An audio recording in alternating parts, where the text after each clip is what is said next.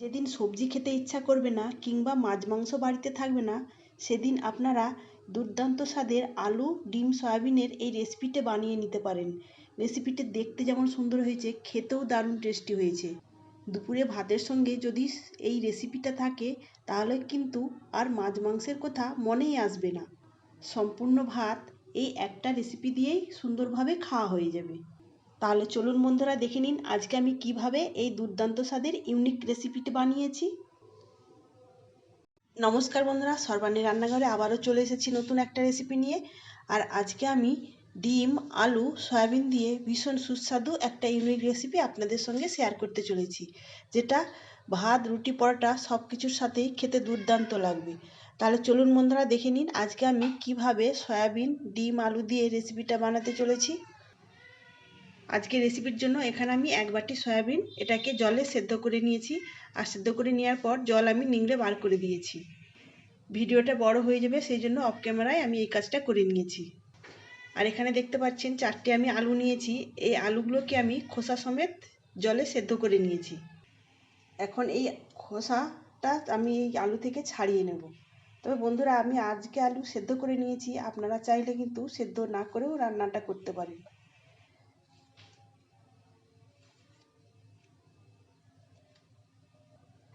আর বন্ধুরা, আপনারা চাইলে আলু ছাড়াও কিন্তু রেসিপিটা তৈরি করে নিতে পারেন, তাহলেও কিন্তু খেতে ভীষণই ভালো লাগবে। এখানে দেখতেই পাচ্ছেন আমি 4টে আলুর খোসা খুব সুন্দর করে ছাড়িয়ে নিয়েছি। এখন খোসা ছাড়ানো আলুগুলোকে আমি কেটে নেব। বন্ধুরা, একটা লাইক দিয়ে সম্পূর্ণ ভিডিওটা দেখার অনুরোধ রইল। তো এইভাবে প্রথমে দুভাগ করে কেটে নিয়েছি। কেটে নেওয়ার পর আবারও আমি এইভাবে কেটে নিলাম। নেওয়ার পর এইভাবে আমি 8টা টুকরো করে নেব প্রত্যেকটা আলু। আপনারা চাইলে কিন্তু আরও বড় বড় করেও রাখতে পারেন। তো এইভাবে সমস্ত আলুগুলোকে কেটে নেব। তবে এই আলুগুলোকে আমি সম্পূর্ণ সেদ্ধ করিনি, 80%-এর মতো আমি সেদ্ধ করে নিয়েছি। তবে সব আলুগুলোকে আমি 8টা টুকরো করিনি, ছোট আলুগুলোকে আমি 4টে টুকরো করে নিয়েছি। 4টে আলুই আমি এইভাবে কেটে নিয়েছি। কাটা আলুগুলোকে একটা পাত্রে তুলে নিয়েছি। এখন এই ডিম দুটোকে একটা বাটিতে আমি ভেঙে নেব। দুটো ডিম ভেঙে নেওয়ার পর এর মধ্যে দিয়ে দেবো পরিমাণ মতো লবণ, আর দেবো অল্প একটু হলুদের গুঁড়ো। এখন এই দুটো ডিমকে আমি খুব সুন্দর করে ফেটিয়ে নেব। আমি এখানে হ্যান্ড ব্লেন্ডারের সাহায্যে করে নিচ্ছি, আপনারা চাইলে একটা কাঁটা চামচ দিয়েও করে নিতে পারেন। তবে এটা দিয়ে করলে খুব তাড়াতাড়ি হয় আর খুব ভালোভাবে ফেটানো যায়। আমি 3-4 মিনিট এইভাবে ডিমটাকে ফেটিয়ে নেব। তবে কাঁটা চামচের সাহায্যে করলে আর একটু সময় বেশি লাগবে। এইভাবে ফেটাতে ফেটাতে দেখবেন ডিমের কালারটা একদম চেঞ্জ হয়ে যাবে। এখানে আমি ডিমটাকে খুব সুন্দর করে ফেটিয়ে নিয়েছি। এখন এই ফেটানো ডিমের মধ্যে দিয়ে দেবো একটা কাঁচা লঙ্কা কুচি। আর এখানে দেওয়ার জন্য নিয়েছি একটা মিডিয়াম সাইজের পেঁয়াজ, একদম কুচি কুচি করে কেটে নিয়েছি। এখন এই ফেটানো ডিমের সঙ্গে কাঁচা লঙ্কা কুচি আর পেঁয়াজটাকে একটু ভালো করে মিশিয়ে নিতে হবে। এখানে ডিমের সঙ্গে কাঁচা লঙ্কা আর পেঁয়াজটা আমার মেশানো হয়ে গেছে। এখন চলে যাব সরাসরি রান্নাতে। রান্নার জন্য প্রথমে গ্যাস অন করে একটা আপাম প্যান আমি গ্যাস অন করে বসিয়ে দিয়েছি। এখন এই আপাম প্যানের প্রত্যেকটা বাটিতে আমি অল্প অল্প করে সরিষার তেল দিয়ে দেবো। তবে খুব বেশি তেল দিতে লাগবে না, 1 চামচ তেল দিয়ে আমি সমস্ত বাটিতে এইভাবে দিয়ে দেবো। প্রত্যেকটা বাটিতে দেখুন আমি অল্প অল্প করে সরিষার তেল দিয়ে দিয়েছি। এখন প্রত্যেকটা বাটিতে আমি ডিমের মিশ্রণ 1 চামচ করে দিয়ে দেব। এই সময় গ্যাসের ফ্লেমটাকে একদম লোতে রেখেছি। দেখুন বন্ধুরা, এখানে দুটো ডিম দিয়ে আমি 12টা বাটির মধ্যে দিয়ে দিয়েছি। আর সামান্য একটু ডিম পড়ে রয়েছে, যেগুলোতে অল্প অল্প রয়েছে সেটাতে আমি এইভাবে দিয়ে দেব। এখন আমি লো আঁচে এটাকে 2 মিনিট ঢেকে রেখে দেব। 2 মিনিট পরে ঢাকা চাপাটা খুলে নিয়েছি। এখন একটা ছোট চামচ নিয়েছি, এই চামচের সাহায্যে ডিমগুলোকে এই বাটির মধ্যে উল্টে দেব। আর দেখবেন এইভাবে উল্টাতে কোনো রকমের সমস্যা হবে না, খুব সহজেই কিন্তু উল্টানো হয়ে যাবে। যেসব বন্ধুরা আমার ভিডিওটা দেখছেন, যদি লাইক দিতে ভুলে গিয়ে থাকেন অবশ্যই একটা লাইক দিয়ে দিবেন। আর যদি নতুন বন্ধুরা এসে থাকেন অবশ্যই আমার চ্যানেলটিকে সাবস্ক্রাইব করে আমার পাশে থাকার অনুরোধ রইল। সমস্ত বাটি ডিমগুলো আমি উল্টে দিয়েছি, আর ঢাকা দিতে লাগবে না। এই অবস্থায় আমি 1 মিনিট আবারও রেখে দেব। বন্ধুরা, আপনাদের হাতের কাছে এইরকম যদি আপাম প্যান না থাকে তাহলে কিন্তু আপনারা এমনি ও ডিমটাকে ভেজে নিতে পারেন। তবে এইভাবে ভাজলে খুব কম তেলেই খুব সুন্দর করে ভাজা হয়ে যাবে, আর ছোট ছোট পিস করে কাটারও প্রয়োজন হবে না। সব বাটির ডিমগুলোই আমি উল্টে পাল্টে খুব সুন্দর করে ভেজে নিয়েছি, আর দেখুন দেখতেও কতটা সুন্দর লাগছে ডিমগুলো। এবার আমি আপাম প্যানটা ডিম সহ নামিয়ে নেব। এদিকে গ্যাস অন করে আবারও আমি কড়াই বসিয়ে দিয়েছি। এখন এই কড়াইয়ে দিয়ে দেবো 1 চামচ সরিষার তেল। তেলটাকে খুব ভালোভাবে গরম করে নিতে হবে। তেলের মধ্যে অল্প একটু দেবো হলুদের গুঁড়ো। তবে এই সময় গ্যাসের ফ্লেমটাকে একদম হাই ফ্লেমে রাখতে হবে। তেলটা খুব ভালোভাবে গরম হয়ে গেলে আমি এর মধ্যে দিয়ে দেবো সেদ্ধ করে রাখা সয়াবিন। খুব ভালোভাবে গরম হলেই সয়াবিনগুলো দিতে হবে, তা নাহলে কিন্তু এগুলো ভাজার সময় কড়াইতে লেগে যাবে।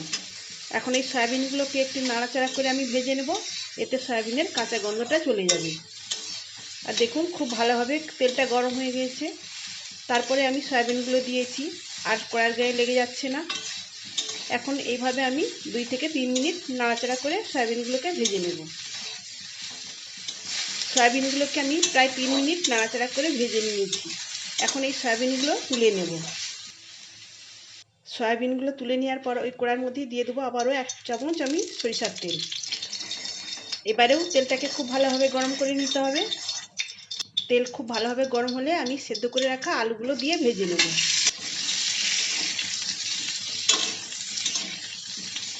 আর গ্যাসের ফ্লেমটাকে বাড়িয়েই আলুগুলোকেও নাড়াচাড়া করে ভাজা করতে হবে। বন্ধুরা, আপনারা অনেক রকমভাবে ডিমের তরকারি কিংবা সয়াবিনের তরকারি করেছেন, তো একবার এইভাবে আলু, ডিম আর সয়াবিন দিয়ে রেসিপিটা বানিয়ে দেখতে পারেন। খেতে কিন্তু দুর্দান্ত স্বাদের হবে। আলুগুলোকেও আমি প্রায় মিনিট 3 নাড়াচাড়া করে ভেজে নিয়েছি। এখন আলুগুলোকেও একটা পাত্রে আমি তুলে নেব। ভাজা আলুগুলো তুলে নেওয়ার পর ওই কড়ার মধ্যে আবারও দিয়ে দিলাম পরিমাণ মতো সরিষার তেল। তেলের মধ্যে দিয়ে দেবো একটা শুকনো লঙ্কা 2 টুকরো করে নিয়েছি, আর দিলাম একটা তেজপাতা। সেই সঙ্গে দিয়ে দিলাম 1 চামচ 5 ফোড়ন। সব কিছু এখন সুন্দর করে ভেজে নিতে হবে। আর এই ফোড়নের সুন্দর একটা গন্ধ বের হলে আমি এখন এর মধ্যে দিয়ে দেব, এখানে আমি একটা বড় সাইজের পেঁয়াজ কুচিয়ে নিয়েছি, আর নিয়েছি একটা মিডিয়াম সাইজের পাকা টমেটো। প্রথমে আমি পেঁয়াজগুলো দিয়ে দেব। পেঁয়াজটাকে প্রথমে একটু ভাজা করে নিতে হবে।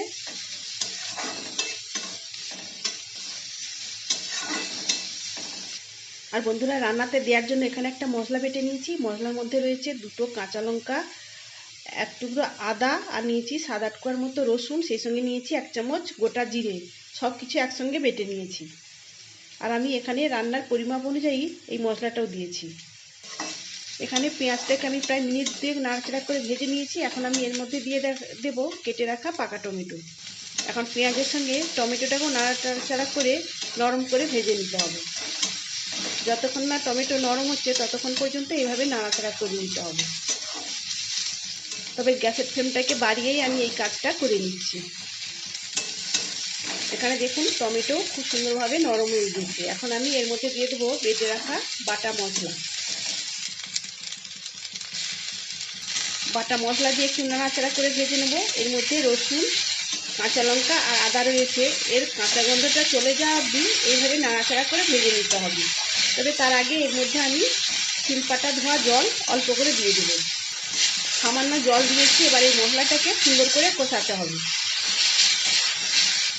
কিছুক্ষণ এই মশলাটা কষিয়ে নেওয়ার পর এখন আমি এর মধ্যে দিয়ে দেবো পরিমাণ মতো হলুদের গুঁড়ো, আর ঝালের জন্য অল্প একটু দেবো ঝাল লঙ্কার গুঁড়ো। যেহেতু আমি কাঁচা লঙ্কা বেটে দিয়েছিলাম তাই অল্প করেই আমি ঝাল লঙ্কার গুঁড়ো দিয়েছি। আর কালারের জন্য দেবো 1 চামচ কাশ্মীরি লঙ্কার গুঁড়ো। শুকনো গুঁড়ো মশলা দেওয়ার জন্য অল্প একটু জল দিয়ে আমি মশলাটাকে কষাতে থাকবো। যতক্ষণ না এই মশলা থেকে তেল ছেড়ে যাচ্ছে ততক্ষণ পর্যন্ত আমি সুন্দর করে কষিয়ে নেব। মশলাটা যত সুন্দর করে কষানো হবে এই তরকারির টেস্টও তত ভালো হবে। এখানে দেখুন বন্ধুরা, মশলা থেকে তেল ছেড়ে দিয়েছি। এখন আমি সেই ভেজে রাখা সেদ্ধ আলু দিয়ে দেবো। মশলার সঙ্গে আলুটাকে আমি প্রায় মিনিট খানেক নেড়াচাড়া করে একটু কষিয়ে নেব।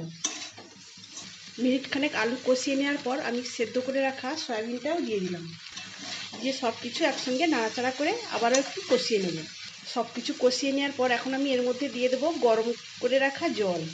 তবে এখানে জলটা গরম করে অবশ্যই দিতে হবে, কেননা সব কিছু সেদ্ধ করে রাখা আছে। আর এই গরম করা জল দিলে তাড়াতাড়ি রান্নাটাও হয়ে যাবে আর এর টেস্টও খুব ভালো হবে। এখানে আমি পরিমাণ মতো জল দিয়ে দিয়েছি। এখন দেবো পরিমাণ মতো লবণ।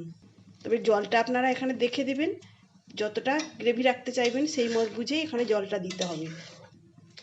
আর এই রান্নাতে খুব বেশি ঝোল ভালো লাগবে না, একটু রসা থাকবে, সেই ভাবেই ভালো লাগবে। যেহেতু এখানে আলু 80%-এর মতো সেদ্ধ করে রাখা আছে, তাই আমি ঢেকে দিয়ে আবারও 5 মিনিট রান্না করে নেব। এতে আলুটা সম্পূর্ণ সেদ্ধ হয়ে যাবে। 5 মিনিট পরে ঢাকা চাপাটা খুলে নিয়েছি। এখন একটু সব কিছু নেড়ে চেড়ে আমি এর মধ্যে দিয়ে দেব ভেজে রাখা ডিম। ভেজে রাখা ডিমগুলো দেওয়ার পর এর মধ্যে এখন দেব, টেস্টের ব্যালেন্সের জন্য দিলাম 1 চামচ চিনি, তবে আপনারা নাও দিতে পারেন। আর দেবো অল্প একটু গরম মশলার গুঁড়ো।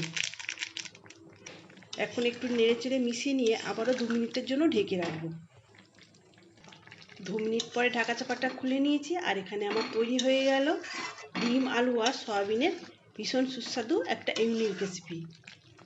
তাহলে বন্ধুরা, আপনারা অবশ্যই একবার এইভাবে এই রান্নাটা করে দেখবেন আর কেমন হয়েছে আমাকে কমেন্ট করে জানাবেন। তাহলে বন্ধুরা, আজকের মতো আসি। সবাই ভালো থাকবেন, সুস্থ থাকবেন। ধন্যবাদ।